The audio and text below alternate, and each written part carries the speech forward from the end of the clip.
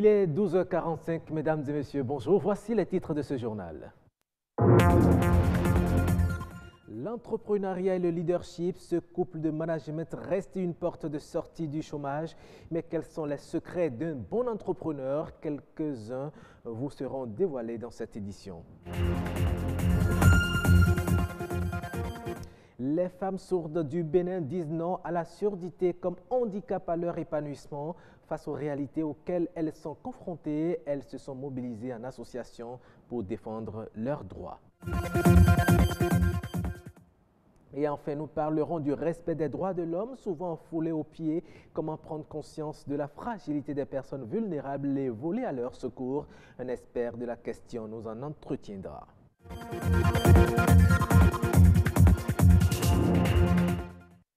Dans un contexte d'aggravation du chômage, le leadership et le développement personnel apparaissent aujourd'hui comme deux atouts indispensables pour l'entrepreneuriat des jeunes. Cela afin d'appréhender les connaissances techniques et le savoir pour s'auto-employer. Quels sont alors les secrets pour être un bon entrepreneur? Élément de réponse dans ce reportage de Marcel Betoro. Entreprendre, une solution adéquate pour faire face au chômage galopant chez les jeunes. Mais pour y parvenir, le jeune entrepreneur a besoin d'avoir des aptitudes nécessaires pour atteindre ses objectifs. Le préalable des préalables, c'est de croire en soi-même. Le préalable des préalables, c'est de prophétiser sur sa propre vie. À savoir que pour soi et la communauté et les siens, demain sera meilleur. Il faut aller à la rencontre des autres hommes, puisque rien ne peut se subvenir par vos seuls moyens. Il faut convaincre d'autres. Il faut donc vouloir à un niveau tel que d'autres seraient intéressés par contribuer à votre aventure. Tout dépend de nous-mêmes, tout dépend de toi. Toi, il ou elle qui veut entreprendre ou bien qui veut faire tel ou tel projet, tout dépend de toi. N'attends pas que ce soit le dirigeant qui vienne te dire oui, je te donne ci, je te donne ci. Non, il faudrait que tu prouves déjà que tu peux faire ci, tu peux faire ça avant qu'on ne t'accompagne. Nous devons nous focaliser sur nous-mêmes et ne plus regarder les autres et savoir ce que nous voulons réellement et continuer tout droit et atteindre nos objectifs. Ne pas disposer d'une bonne capacité en leadership avant de se lancer dans un projet d'entrepreneuriat peut être une menace. Je ne recherche pas les causes et les raisons de l'échec des entreprises qui sont créées dans nos systèmes. Je ne recherche pas ces causes-là dans les entreprises, mais je recherche ces causes-là dans les individus.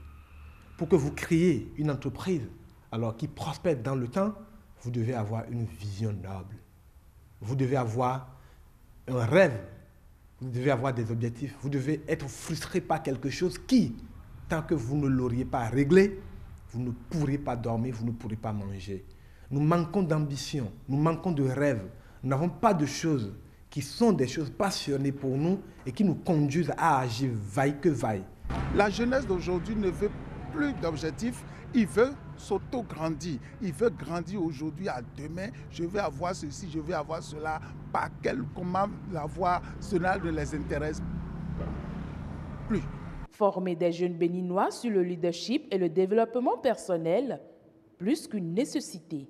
La responsabilité des autorités, à mon avis, c'est beaucoup plus sur le plan de la formation. Il va falloir d'abord qu'on revoie le système tel que c'est établi actuellement et apprendre beaucoup plus à la jeunesse comment se faire de l'argent, comment devenir riche, comment devenir financièrement indépendant, plutôt qu'à rester dans l'aspect beaucoup plus théorique. J'aime bien suivre ces formations, ces événements parce que à la fin de la formation, au fait, vous êtes motivé. Ça vous permet de prendre un élan. Déjà, quand vous êtes jeune et que vous savez déjà que vous devez apporter une touche à la jeunesse d'aujourd'hui. Quand vous venez à ces genres de formation, ça vous motive à faire plus, à vous améliorer. Le monde de l'emploi demande aujourd'hui des personnes qualifiées. Le leadership apparaît donc comme un outil de l'excellence. Merci à vous, Marcel Betoro.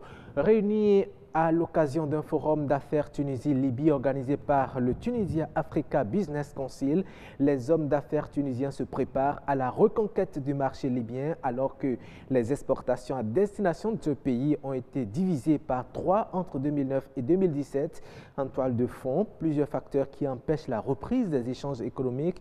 Au nombre de ceux-ci, il y a le principal poste frontalier resté fermé pendant 2 mois cette année, réduisant à néant l'avantage de la proximité géographique. Passer par les airs se révèle aussi difficile. Seules les compagnies aériennes libyennes opèrent depuis Tunis. Au terme de ce forum, il est à espérer la reprise des relations commerciales entre les deux nations voisines. Le continent africain abriterait plus de la moitié du milliard de personnes à travers le monde n'ayant pas d'identité officielle. C'est ce qu'a indiqué la semaine dernière la directrice générale de la Banque mondiale à l'occasion d'une réunion organisée en marge de l'Assemblée générale des Nations unies.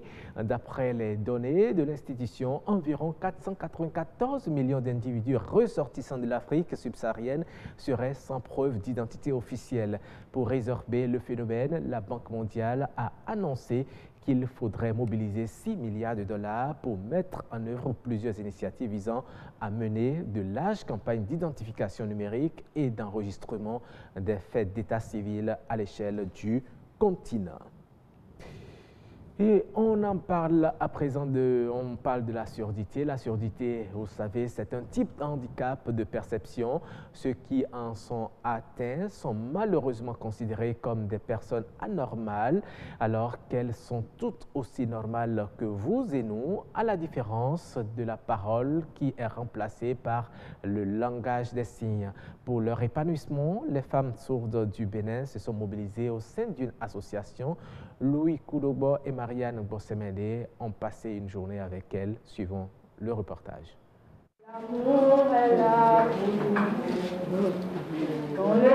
Tirées à 4 épingles, ces femmes ont une particularité. Elles sont sourdes, mais elles ont su se mettre au-dessus de leur mal. Elles communiquent par le langage des signes. Artisanes, mais aussi universitaires, ces femmes sont mobilisées pour penser à leur épanouissement face aux difficultés auxquelles elles sont confrontées. Elles ont fini le travail professionnel, elles ont leur diplôme, mais les clients ne viennent pas, ils viennent rarement. Or, elles payent également la location, tout ça, mais elles n'arrivent pas à subvenir à leurs besoins. Réunies au sein de l'Association des femmes sourdes du Bénin, elles mènent depuis 2016 un combat, celui de leur intégration dans la société. Esthéticiennes, coiffeuses, commerçantes, tisserandes, ces femmes se refusent à la mendicité. L'association lutte pour que véritablement, à partir de maintenant, on puisse commencer par considérer ces personnes et à leur donner leur place dans la société. Le sens qu'ils ont perdu au niveau de l'ouïe, c'est comme si le Créateur leur permet de compenser cela au travers de leurs mains. Et c'est des gens qui utilisent merveilleusement leurs mains, surtout quand il s'agit des activités pratiques. Nous mettons l'accent beaucoup plus sur la capacité des femmes, des personnes handicapées à être productives. La surdité est un handicap qui peut, selon le cas, être congénital ou non. L'association, dans un besoin de soutien et d'appui, compte sur les quelques-uns qui leur viennent en aide, comme cette volontaire américaine qui travaille à la scolarisation et à l'appareillage des enfants sourds. Je souhaite d'abord de commencer un programme pour les enfants à l'âge de 2 ans à 5 ans pour l'éducation, pour la scolarisation et installer la langue des signes dans les classes aux enseignants et les parents d'enfants sourds afin qu'ils puissent comprendre aussi la langue des signes et puissent communiquer dans les différents endroits. Les sourds, comme tous les handicapés, ont besoin de l'aide de tous pour se sentir membres de la société au même titre que nous. Les malentendants et justement les sourds sont aussi des personnes vulnérables dont les droits sont constamment bafoués. Le respect des droits de l'homme, principe pourtant cardinal de la vie en société, n'a pas encore intégré toutes les habitudes. Comment prendre conscience de la fragilité des personnes vulnérables et voler au secours de son prochain? Les détails, c'est dans cette interview réalisée par Charlotte Bouvier. Une personne vulnérable, c'est une personne qui n'a pas de soutien en tant que tel. C'est une personne qui n'a pas tous ses sens. Il y a plusieurs catégories de personnes vulnérables. Nous avons les orphelins, nous avons les handicapés, toutes sortes d'handicaps, et nous avons les personnes âgées. Les problématiques pour chacun de ces trois groupes sont diverses. Les orphelins, ils ont un problème d'éducation et de nutrition. Les handicapés, ce sont des personnes qui sont vraiment lésées dans le monde. Pour les personnes âgées, la problématique qui s'installe, c'est la lutte contre la maltraitance. Pour les orphelins, à l'approche de la rentrée scolaire, nous sommes obligés de les assister avec les kits scolaires. Pour les handicapés, nous avons quelques partenaires qui nous aident à leur fournir les matériels dont ils ont besoin pour s'épanouir. Le gouvernement est sensible à ces personnes vulnérables parce qu'il y a le ministère qui est là et il y a aussi les organisations des Nations Unies qui sont ici. Il y a deux organisations non gouvernementales qui sont ici et qui s'occupent de ces couches. Il y a aussi le clergé, les religieux qui essaient de s'adonner aussi à ça. Ils ont des orphelinats et ils ont des maisons de retraite pour les vieux, et qui permettent de toujours remplir les droits de l'homme.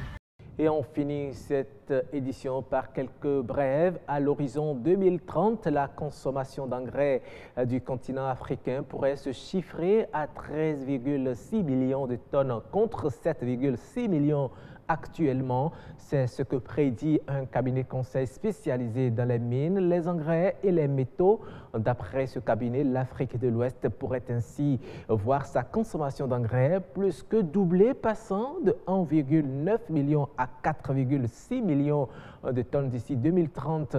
Il faut souligner que l'Afrique de l'Ouest est l'une des parties du continent les plus dynamiques en ce qui concerne les investissements dans l'industrie des engrais, avec comme principale tête de pont le Nigeria. Les zones humides sont les écosystèmes les plus riches de la planète et recèlent la plus vaste biodiversité. Malheureusement, elles disparaissent 3 fois plus vite que les forêts, a affirmé la secrétaire générale de la Convention internationale sur les zones humides, et les conséquences pourraient être dramatiques. Si rien n'est fait, environ 35% des zones humides mondiales ont disparu entre 1970 et 2015. Les raisons sont entre autres le changement climatique, l'accroissement de la population, l'urbanisation, en particulier des zones côtières. Or, les zones humides sont une source vitale d'aliments, de matières premières, de ressources énergétiques pour l'industrie pharmaceutique et d'énergie hydroélectrique, met en exergue le rapport. Et voilà, ainsi prend fin ce journal, mesdames et messieurs. Merci de l'avoir suivi. Prochain rendez-vous de l'actualité, c'est ce soir à partir de 19h45.